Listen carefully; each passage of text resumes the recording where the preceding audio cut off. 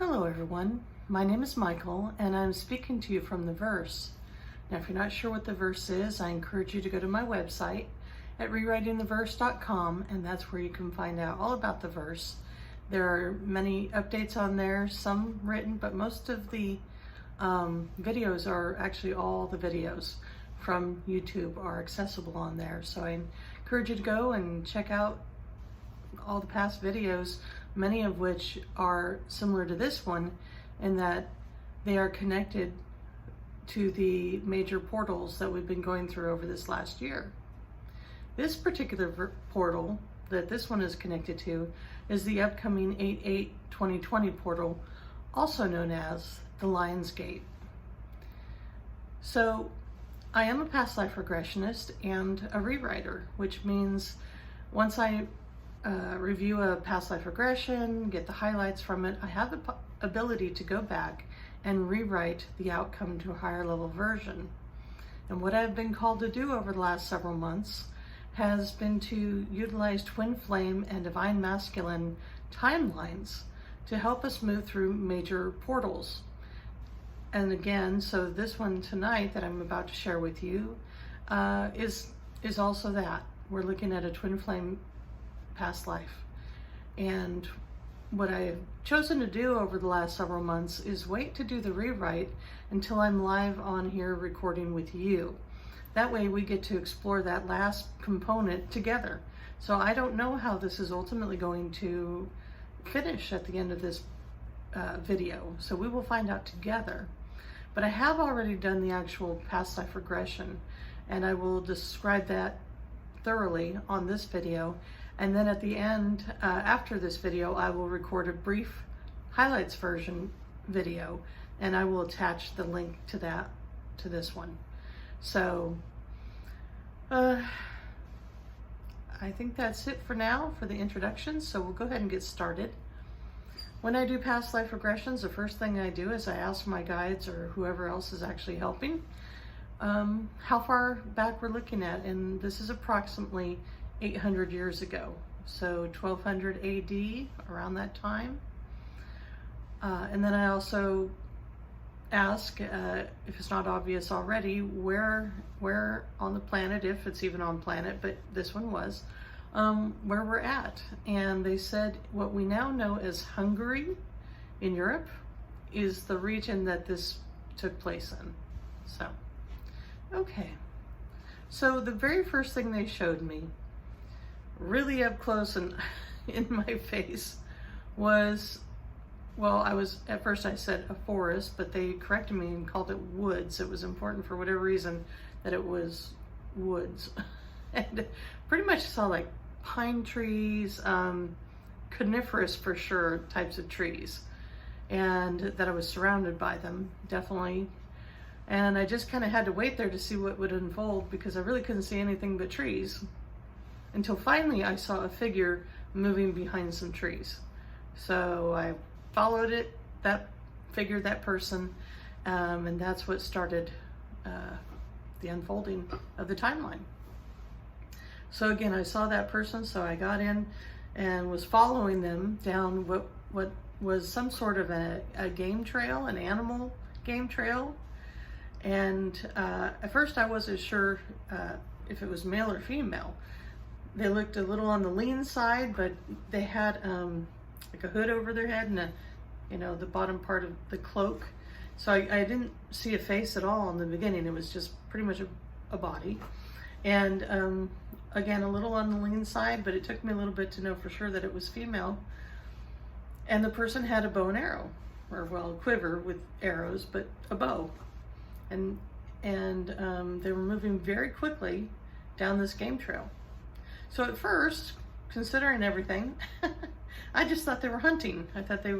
I could tell they were very skilled at tracking though. As quickly as they moved, and they would kind of kneel down for a second and look and see if they could trace whatever they were looking for. Again, I thought at first that they were probably tracking some sort of animal. And by the looks of the arrow itself, the tip definitely was for like bigger game. It was not you know, a shorter one that you might use for birds or something else. Oh no, that was definitely something you would use for a deer or bigger, right? So at some point, that person, again, we eventually actually do see her face, and so it is a woman, realizes that whatever she was tracking got off of the trail and was headed that direction. So again, I'm just following her, trying to see what's unfolding here. And then I finally see her make her way, and then kind of, okay, now she's standing behind a tree. Oh, and I did also sense before we even got to that tree, some smoke. So I knew that we were actually approaching some sort of a little camp or something. And apparently, then I realized, okay, she's tracking these people. Not tracking animals, she's tracking a person, and pretty deep into these woods. So this is, you know, these people may actually be hiding in the woods. But whatever the case is, she finally actually, like I said, kind of leans up against the tree and is kind of just looking around the tree, make sure nobody's seeing her, and trying to figure out, you know, what the scenario is there. And when she starts to then eventually pull an arrow out and put it into the bow and hold it ready, poised, really, she was left-handed too, poised to jump out when the timing was right, clearly with the intention of killing somebody. You know, I didn't know, couldn't think of anything else you may want to do with that arrow at that, when she's already ready to just pull back and let it fly. So that's exactly what she came for. So eventually I see her leap out from behind the tree, walk very briskly up towards, there were 3 men in this little camp, and walk up with the, you know, the arrow pulled back, ready to fire, and walked up very briskly again towards the person that was sitting on the other side of the fire in the center, apparently was like the leader of the 3. And what I got were the words, there were different words that came to me about what you might call her, what her purpose was. The righter of wrongs, that was one of the things that came to me, a righter of wrongs. Basically a person that was coming to serve justice on somebody. And it wasn't to arrest anybody, it was to kill somebody. And apparently this is what she did. This was not like you have to pay for this one situation. No, this is like what she did as her job. She was like, I don't know if you want to call it hitman, the one to go out and serve justice, but either way, that was her job. And she had come specifically for the man in the middle. And what apparently she tends to say just before she kills somebody is a life for a life. So apparently that man was responsible for at least one person's death, maybe many. And she was there to serve justice. There was no such thing apparently for those that she came for. Any kind of a trial, any kind of anything. They had already been found guilty by somebody, and she was there to serve the sentence. And she would always, and she did with this man right there, before anybody could really react, she shot the arrow, and they were seated, she shot the arrow right through his neck, through his throat, which apparently is where she always aims. Not quite sure why. Maybe that'll actually flesh out as I'm sharing this, but I didn't ask that question while I was doing it. But that was basically, yeah, after she shoots somebody, no, she doesn't kill everybody. She doesn't kill, what I was told, innocents.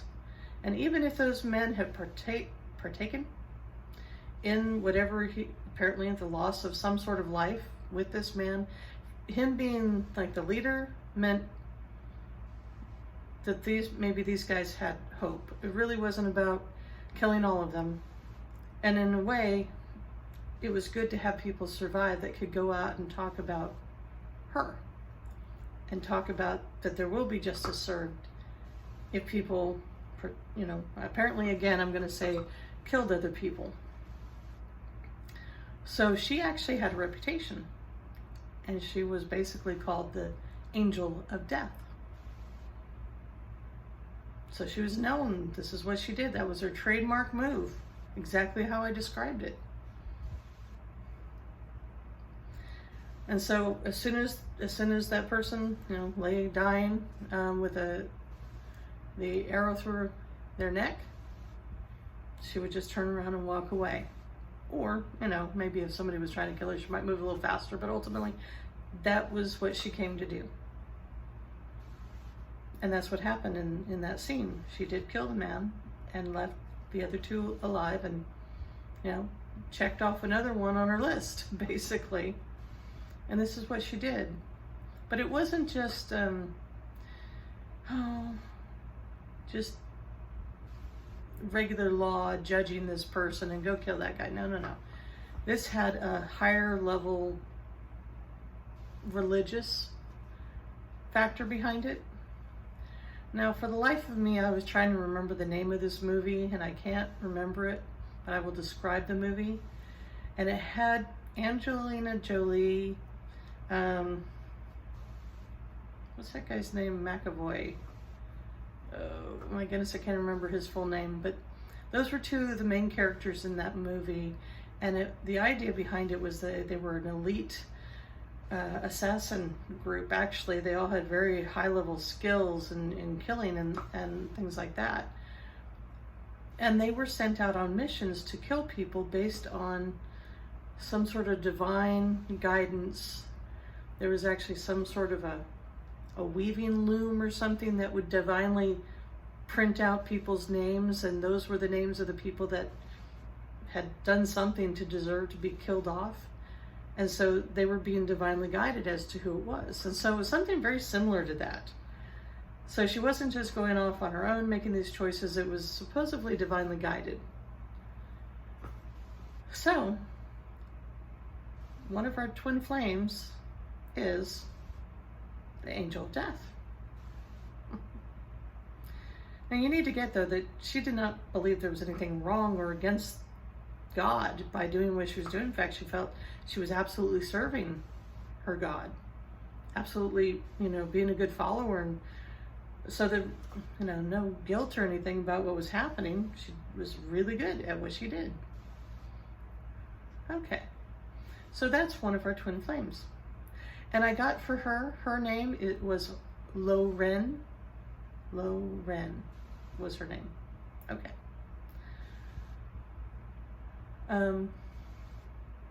Okay, the only thing I'm getting is I need to tell you a little bit more about how she was dressed, maybe how old she was. I'm guessing in maybe mid to late 20s in age, and kind of looked a lot like how Robin Hood probably dressed, as far as like white. She didn't have a little hat with a feather or anything, but she definitely had the cloak over. And I personally really like the Lord of the Rings movies. So if you've seen the elves in those movies, a lot like that. On the lean side, wore similar kind of out clothes, and of course the arrows and the bows, right? So I feel like they wanted me to kind of describe how she dressed and how she looked. And when she did, actually, one of the reasons I knew for sure she was female was when she put her back up against that tree and was getting ready, she finally put her hood down. And I could then see that she had kind of long brown hair with them little braided back this way, and but definitely, obviously, then at that point I knew she was female. So anyway, and that's our first twin flame. And then what they showed me was our other twin flame, whom she had not met yet. And his name was Calvin. So Calvin and Loren are our twin flames. Now Calvin also was being divinely guided for his missions, or what he did. But he didn't get his guidance through some magical loom or some sort of something like that. I'm not saying that wasn't also guidance from above, but what I got was that was one of many gods that Loren and her people worshipped or followed. And that Calvin served a different God, which explains why her mission, sorry, getting a little crossed here, it's a little late. Let's see, okay. So we've got Loren, we know that there's some divine guidance going there, and that particular God, vengeance, or at least an eye for an eye, was part of the belief system of that God. So that belief system supported exactly what she did, that was a way, you know, to serve the gods and have justice served, right? But his God was a different God that was much more benevolent, much more, well, let's just say Calvin, his reputation in the same region was the angel of mercy. So these two beings are in the same area, and they're building reputations kind of at the same time. Paths had never crossed, at least up until this point, so both of them had heard of the other. And what I do know is that she had wondered what she would do if she ever ran across him, right? Because here's this opposite of her, somebody who's going around and trying to save people.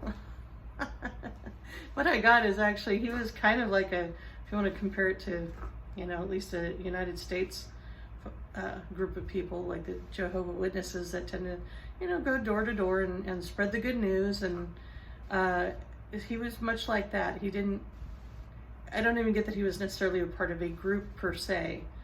He was mainly going by his own direct guidance from his own God or guides, and he would go around and yes, he would also try to find those same types of people that she was, but he wasn't going there to kill them. He was going there to help save them, to actually maybe help them get on the right track. He believed that people could actually change. They could have a different choice and direction, and that was what he stood for and how he felt he could best serve his God. So that gives you a little bit idea of Calvin and where he's coming from. They both have a similar intention and goal, but clearly coming from two very different angles. Okay, so the next thing they show me is Calvin finding this group of men, once again hiding out somewhere, because they were some sort of criminals. And he had, once again, in his own guidance, been guided to come up and now she walks in, or whatever, with a bow in somebody's face, about to kill somebody every time she comes. He takes no weapons to any, even when he knows that people are killers, people are, you know, whatever types of criminal they may be, he never brings a weapon, which is usually why he's easily invited to sit down and chat with these people. Plus the fact that he's just a very high vibrating person, and you know, something about that helps him get invited in. So he's with these 5 men. I got the words henchmen, so I don't know exactly what these guys do, but henching doesn't sound very good. They probably have killed people. And again, there's a leader. One of the 5 is kind of the leader person. So when Calvin shows up that afternoon, just kind of walks into camp and says, "Hey guys, you know," starts up a conversation. "Can I join you? Is that okay?" And so he sat down and spent at least a few hours with them talking about, well, probably some spiritual things, and with the intention of helping these. What I'm getting, or what I got, was that he looks for lost souls. That's his mission, usually, is to seek out lost souls and help them try to find their way again. So after a few hours, you know, he actually did start to make an impact on especially the leader, but I'm sure the other guys were also listening and feeling a bit moved by what was being discussed. So after a few hours, things are going well in the conversation, and then out from behind the tree comes the angel of death, because she's there looking for them too. So she does exactly what we saw in the first vision of what she had done. Came out, bow drawn, moving very quickly directly towards who she knew could, she surveilled a little bit to figure out which one was probably the leader, and she's headed right towards him, just like the other time, very quickly. And she calls out their name, and then she says, like I said, she begins the statement, "A life for a life." That's kind of her trademark statement. And as she's about to loose the arrow, right? She's got her eyes set on the throat of that man. All of a sudden, this man gets between her and the guy she's about to shoot. And this guy is on kind of this side of the fire, just even closer, and steps right in front of the arrow, which surprises her. Like, nobody ever does that, ever. And their eyes meet. So of course, Calvin is the other twin flame, and this is their moment of meeting in that life. And their eyes meet, and there's a pretty typical moment I think everybody feels, whether it's subtly or very profoundly, like we're about to experience here, when twin flames actually really see each other for the first time. There is something to the whole world stops for a second, and a recognition there.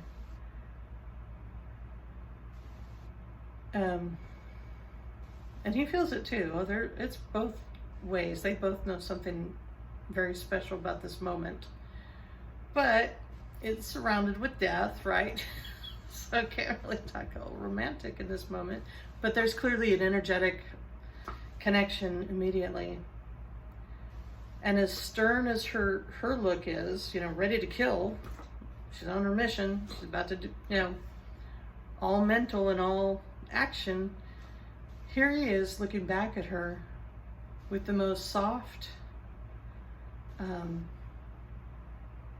he's the angel of mercy, merciful, allowing, whatever, look back at her.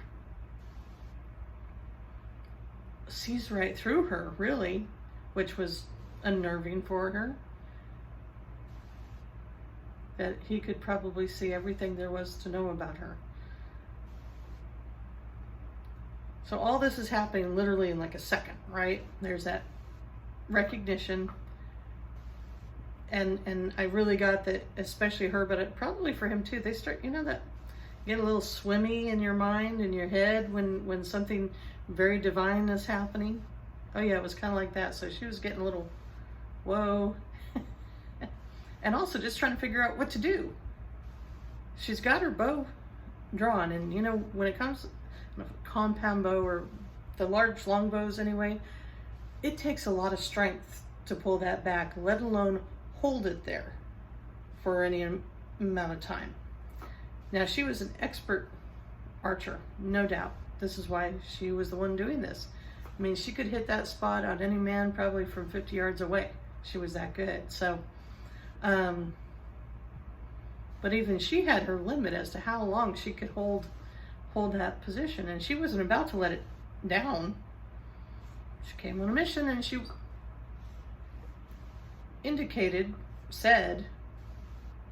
basically told him to get out of the way or he's going to get killed himself. And the guy doesn't move, and he doesn't flinch, and he's encouraging her to lower her bow. That it's okay. He knew who she was, and she probably was figuring out, oh, this is that angel of mercy. One that's trying to always save people.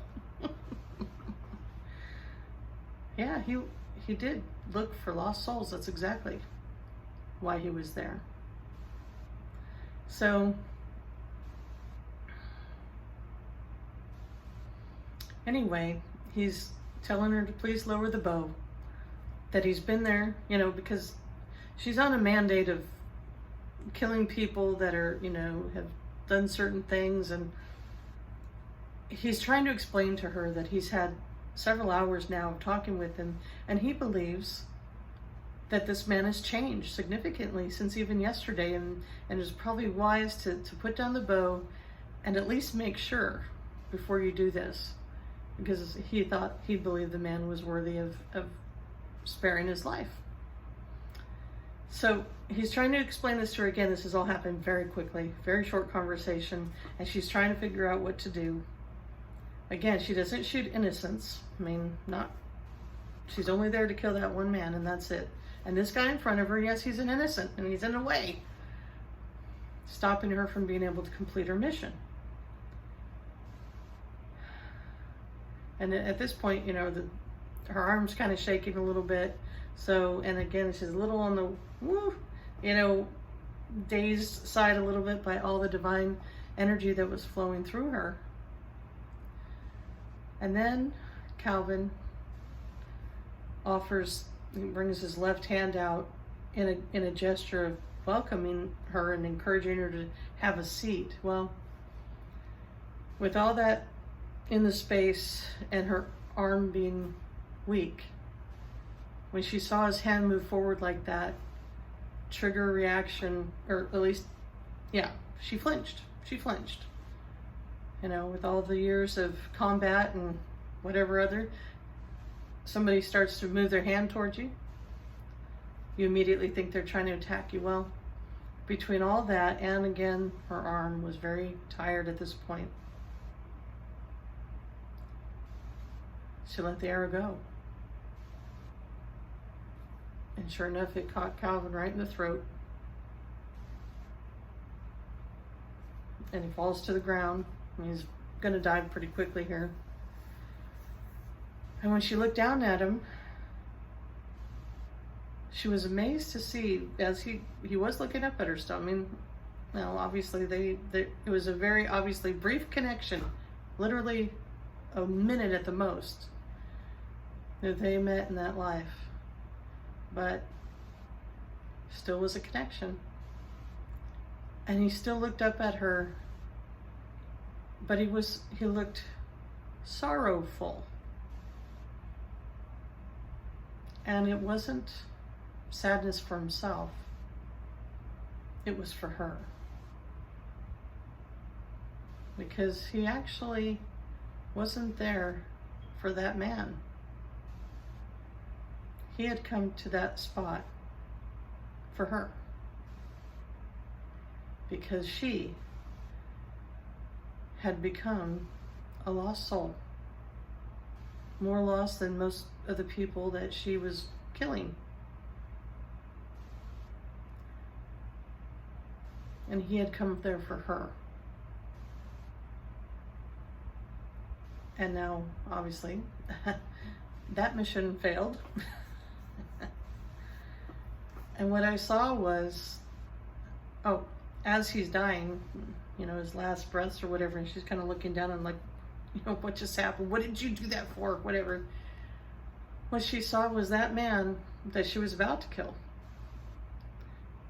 was the only one out of the group, actually, that jumped up and ran over to Calvin and tried to stop the bleeding.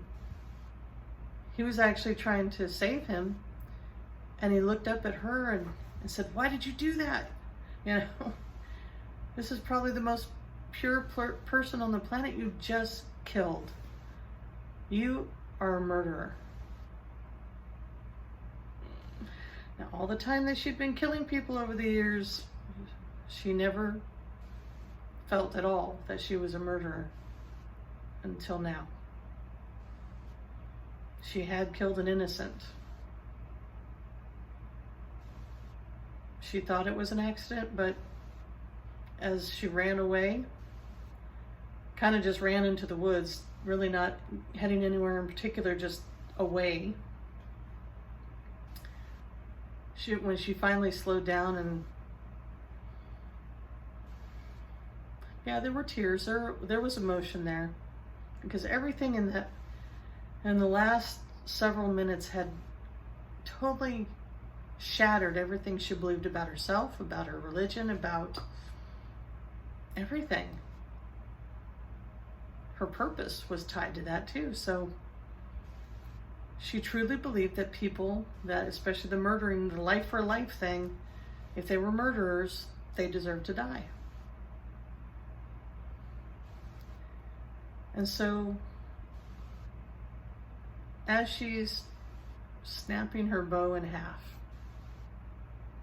snapping the arrows in half and flinging them over into a ravine, knowing she could never do that again,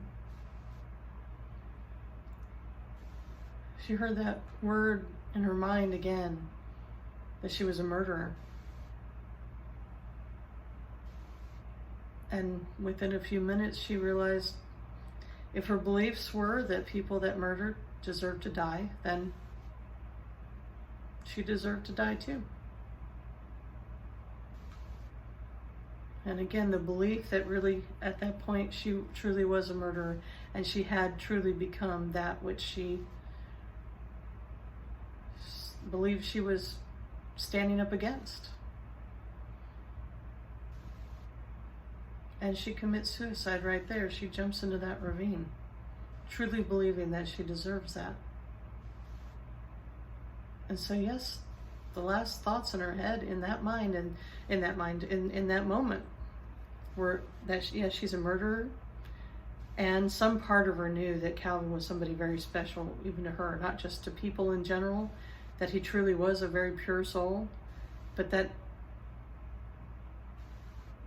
she felt that divine connection that all twin flames have, which made it even worse to think about what she had just done.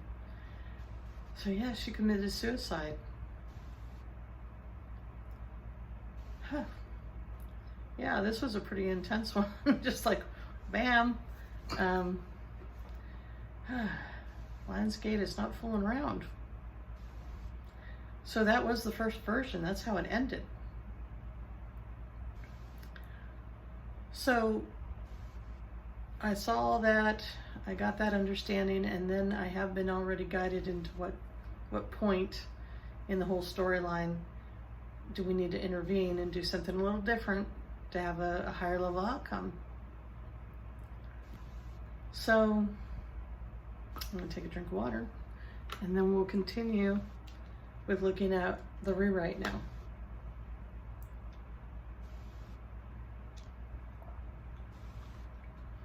And again, once we actually start to rewrite it, I have no idea how this is going to turn out.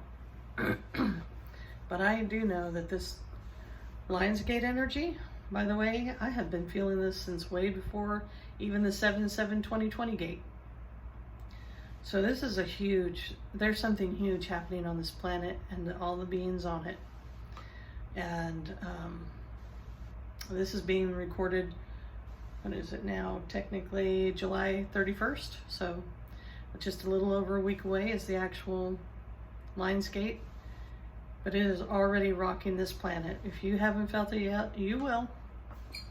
And whatever I'm about to shift here in this timeline is also going to give it an extra powerful boost. And this is another ascension portal that we're about to go through. So the higher the higher we are in vibration going through it, all the better. So, okay. So what they guided me to look at as far as the place to intervene is definitely that last, when they meet. Really, that's the only moment that they do come together, Calvin and Loren. And that invitation to sit down, well, it needs to be extended again and see how it will unfold if something different is decided in that moment. So let's go back to, once again, she's coming in, she's walking up very quickly, already bow drawn. I still see him jumping in front. So we're at that point. Again, neither one of them, even Calvin didn't expect that he had that level of a connection with her until that moment. Right along with her, they're both kind of caught up in that maybe deer in the headlights look. Although it doesn't really seem to, let's say, throw him off as much. He wasn't really rattled by it like she was. But he was a little surprised. But did he know he was there for her soul? Absolutely. So let's see. He's jumped in front. She tells him to get out of the way. He doesn't. So let's see if there's anything either about the invitation itself or whatever we need to change here to have a different level outcome. So see what they show me now. This is now where things are gonna go how they go. Okay.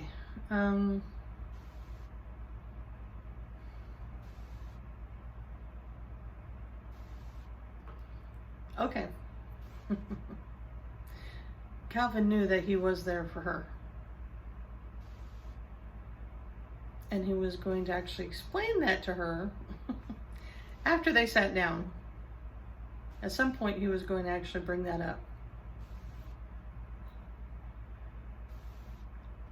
He needed to say that in that few seconds.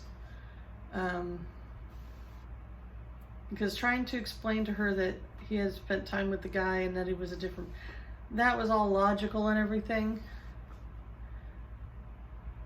Trying to get her to see something differently in that moment. A learning opportunity, right? A learning opportunity, but it was a very small window to learn in. There just wasn't enough time for her to really get that concept before all that happened. She tells him to get out of the way, and again, he doesn't move. I think, yeah, Calvin had that in his mind as, in fact, somebody's touching the back of my head right now. He had it in his mind, all right, that he wanted to share that, and pretty quickly into the conversation. And especially when their eyes met, I think that's what kind of threw him off from whatever his little plan was of how it was going to go. When he saw her and he realized the level of connection that was there already. He just needed to speak what was the truth. Maybe the most pure truth in the whole thing was that he was really there for her. To save her soul. Nothing like direct communication, right? In fact, that's been a theme that I've been seeing a lot lately in my personal life and just in the world. The level of communication needs to be more direct, more open, and in right timing. There's so many problems still going on this planet because people just aren't speaking the truth or just getting it out there when it needs to be out there. Windows are being missed. Timing is off in a lot of things because people need to powerfully step into their ability to communicate. It's no accident, actually, that I'm thinking right now that she shoots him in the throat. That's, communication central. And she shoots him in the throat. So they can't speak anymore even in their final moments, right? So that's what he needs to say. Very quickly. He needs to just not even, his plan was, he's a different man today. Give him a chance. Let's talk about this. Nope. There's no time for that. The only thing there's time for is to say, I am here for you. I'm here to save you. That's about all there is time for. So it's really Calvin that has to change his vocabulary, his communication right now. And again, because there's this instant connection between them, it's heard very differently as well. I mean, she's already in a daze from what's going on, seeing him, and what's this energy I'm feeling and this connection I'm feeling. But that's all he needs to say. I'm here for you. Okay, so let me see. That is the moment. So It's not formally written yet, but I am going to start to now see how it's going to unfold. And when I'm guided, I will formally change it. But right now, let's just see where this goes. So he speaks that. He speaks that.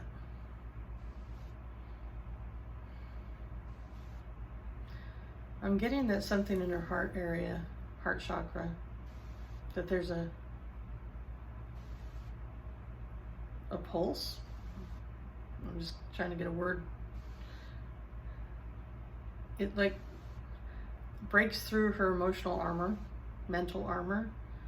I mean, you gotta get, if you're a killer, basically you're killing people for a living, you probably have a really thick armor around your emotions and everything else, but just that one sentence really penetrates her to the core. And she actually knows that it's a true statement. She's all about truth and justice, right? She knows it's true. So now what? Now that it's penetrated, she has a heart. Maybe I think maybe she's even wondered if she did, but I think a lot of other people wondered if the angel of death even had a heart. When they hear about all the carnage and all the death around her. Heartless, I'm sure, is what they thought. Oh no, she has a heart. Now it's been buried very deep, but she does. And now it's exposed. She's still holding that arrow though.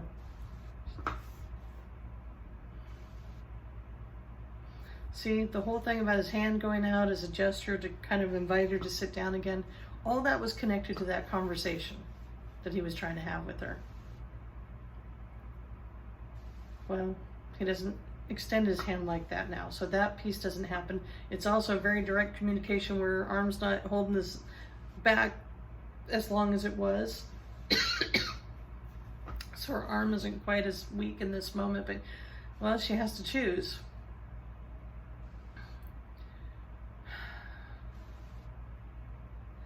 I see her lowering her arm. And as she's doing it, what I'm getting is she doesn't even know why she's doing that. It's almost like an involuntary, wait, why is my arm going down? Why am I kind of letting the arrow kind of, go, what? She's not even really sure what's going on.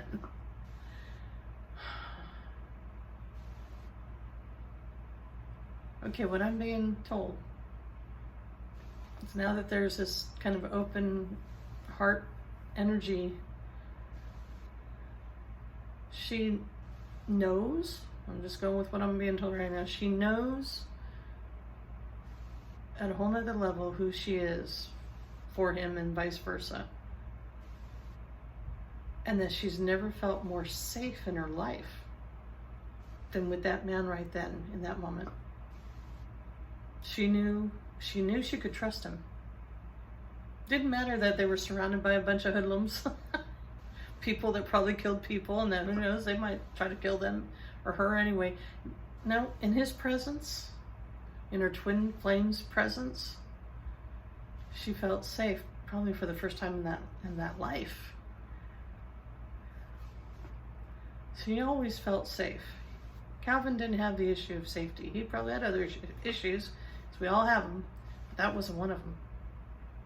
And he wasn't even afraid to die in that moment.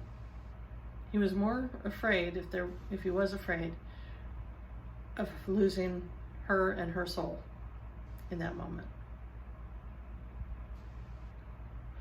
So she lowers her bow. She's not going to sit down with them because Calvin is done with what he came there to do. He turns around, thanks the gentleman for an amazing afternoon. So glad that they were able to appreciate whatever he came to say. And yes, he did turn that group around. I'm clear, he made a difference there. But what he really came there for was Loren, and they needed to go elsewhere. to continue that conversation. So I see them walking out of the little clearing together.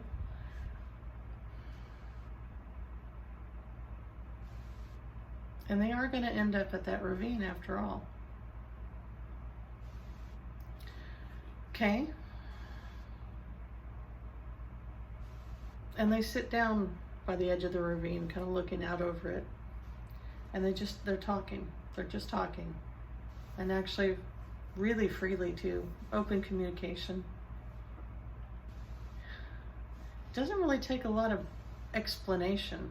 Kind of like what he was trying to do the first time, is explain more. Really doesn't take a lot. They sat. They could feel the energy between them. Yes, they could. But he explained more about her becoming that which we know. She was becoming that which she was actually trying to stand against. And that there was another way to bring justice. One that didn't involve killing people. Dare I say love might be a part of that answer? All I know is that by the end of that conversation, when they both stood up, she broke that arrow, those arrows, and that bow, and threw them into the ravine just like she did the first time. But now she had even more reason to live. And it was clear to both of them that they were meant to continue on that journey together, both spiritually and whatever their purpose was, but also to explore their entire relationship. And yes, romantic. They had both been alone for a very long time, and apparently had been really waiting for each other. So I'm getting the word true purpose. This was actually her true purpose that she was about to step into. She was very passionate about what she believed and that she did want to serve. She was all about serving. None of that was about her wanting to gain from any of that. She felt she was serving her God or whatever the best she could. And now she can serve, maybe not the same God, but whoever she decides to serve. It won't be through death anymore. It'll be through life.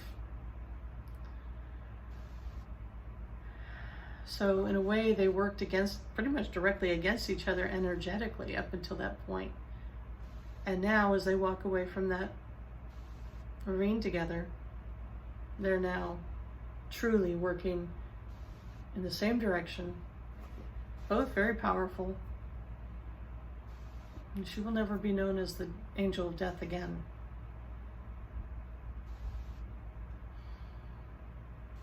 Trying to see if there's any other names she may go by. Oh, wow. Now there's 2 angels of mercy instead of just one. She's still an angel, but mercy.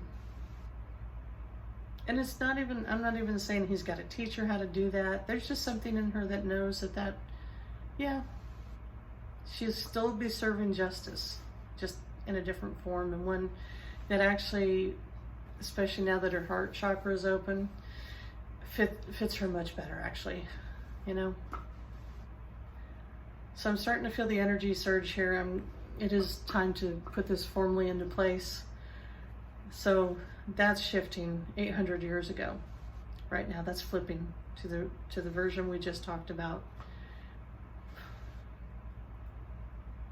All that is flipping. That lifetime is flipping, and even though it's 800 years, we've had how many thousands, who knows how many lives together since then that are also going to be flipping into positive energy with this. I'm really getting that the heart really is the way to find your true purpose. What feels right in your heart, what your heart is calling into your life, that's where you're truly meant to be, with the right people, in the right time, in the right vibration with your purpose.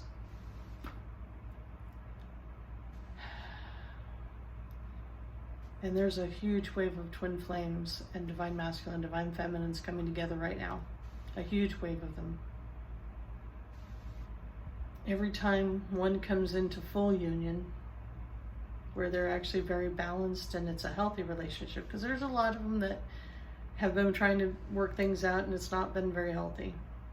But once you get to that point where there is balance and truly working together, and that's when the true purpose of yes, we come together for lots of reasons, and yes, to experience whatever intense level of connection that we have with that other person. But another big part of it is the mission that we're here to do together. So I do feel that energy coming in, moving forward into this timeline.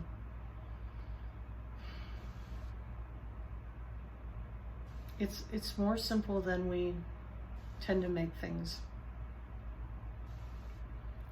One sentence can change everything.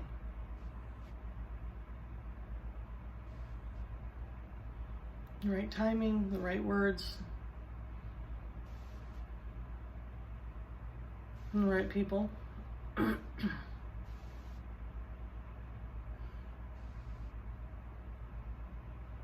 I do believe this is clearing the way for that huge wave of twin flames that are still, I believe most of them already actually physically know each other, but not necessarily are in each other's lives. Whatever the case is, there's a huge number that are ready, even in August, to really start to come together in the physical. And this is a big part of why they are, because this gate, this Lion's Gate, is just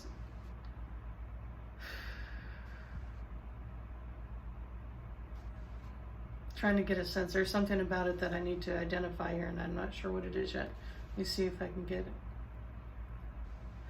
They're saying what it now provides, now that we rewrote this, actually.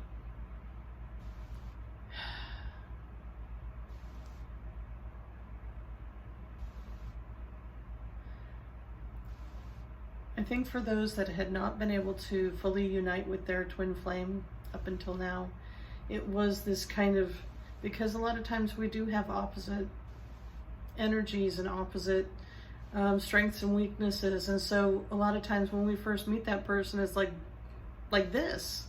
That's how Calvin and Loren came together. It was absolute opposite energies and ways of doing things.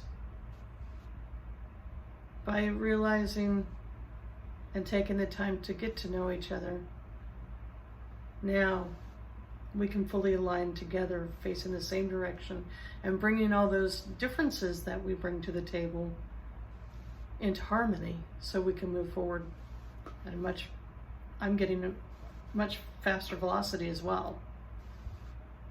So yeah, instead of this, the 8 gate is helping turn things like this. So when that's the energy, well, that's when the twin flames can, and divine masculine, divine feminines, can finally come together, finally working together, and all that energy of butting heads and just that so many people have experienced while trying to get these unions to happen. Well, now we were the barriers. That's what I'm getting right now. We were the barriers. We were the ones that were putting up the blocks. Not to say that the universe didn't have a plan and had to do a lot of work to our poor guides. Thank you, guides and all the other star seed groups, and whoever, angels, you name it, whoever had to come in and nudge us this way and nudge us that way. Even people on the other side. I know that's been one of my helpers. Whatever the case is, it's finally time. The time is right. We've finally worked enough on our own personal barriers that kept, energetically at least, if not personally, physically. they're down. Those barriers are down. And it's time for us to come together now. It will be a whole new chapter, if not a whole new book, after 8/8, after the Lion's Gate. So, whew, get to rest now. Although, I don't think, my life is zooming along. And if it's anything like my life, you really won't have much time to slow down at this point, even if you want to. So the little bit of downtime you may have, appreciate it, get plenty of rest, because I have no clue how fast I'm going to be running just to keep up with life on the other side of the Lion's Gate. It's hard enough right now, and the energy that's pulling us towards it. It's time to bring ourselves together with those, not just our twin flames. I'm really getting with our soul groups, the people that we will be co-creating with in this next step of the journey. Oh, everybody's coming in. Everybody's hearing the call. So it's an exciting time. So that's it. That was the formal rewrite. I will be posting that highlights video right after this, so look out for that. The link will be below. If you enjoyed this, please like, share, and subscribe. And until next time, peace and joy.